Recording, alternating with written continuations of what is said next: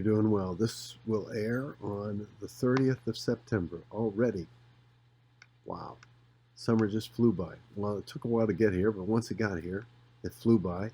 Now the nights are very moderate. The days are nice. I expect that the rains will come. I want to read a verse to you. It's in Mark chapter 8 and verse 15. This portion goes from 15 to 21, or 14 to 21.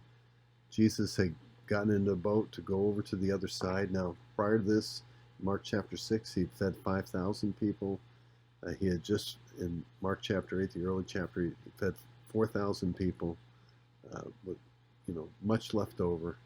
And in verse 15, it says they gotten in the boat. They didn't take bread, and they didn't have any food in the boat. And Jesus looks at them and he says, I want you to watch out and beware of the leaven of the Pharisees and the leaven of Herod. Now, that's very interesting. Now, we know what the disciples did. They began to question themselves about the bread issue. But he was speaking of something else there. He was obviously speaking of two extremes, which, by the way, are pretty much a part of every believer's life.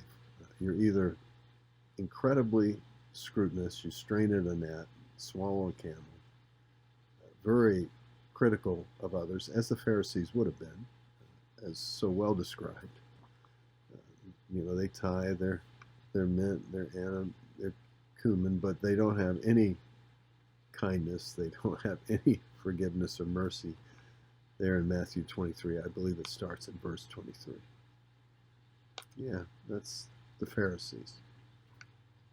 Then you have Herod's group, and they are those very liberal, kind of sold out progressive Jews. Herod had married his brother's wife,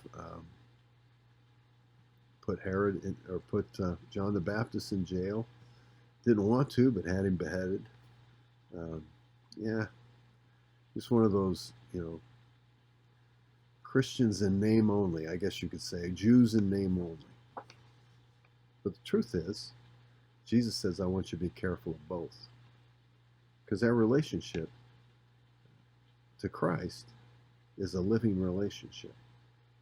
It's not one that can be measured in how faithfully we keep a rule or a prescribed set of rules. And it certainly isn't one that is measured by how well we get along in the world around us.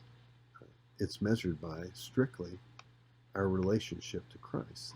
He is the provision. You'll notice in this, and by the way, I got these notes and this thought originated with Pastor Fleck from Indianapolis.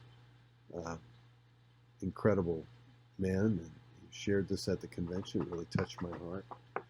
But we're so often tied up with things. We can get incredibly scrutinous of people, or we can just go along with so many things that are being thrown at us today in our culture. And the truth is, as we see in this chapter, our answer is found strictly in dependence upon Christ. Christ is the one that provides. Christ is the one that gets us to the other side. Christ is the one that makes sure that our life is kept on track. It's our relationship to Him. That's why it's important for us to realize that He is our provision in everything. It's not how well we behave. It's not the fact that we get along in the world around us. It's our relationship to Him.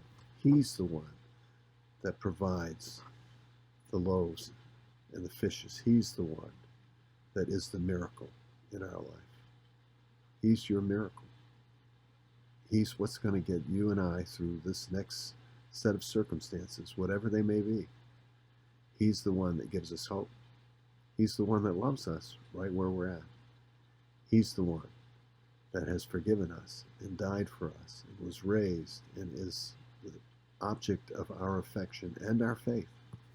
He's the one. Till next time, friends. God bless you.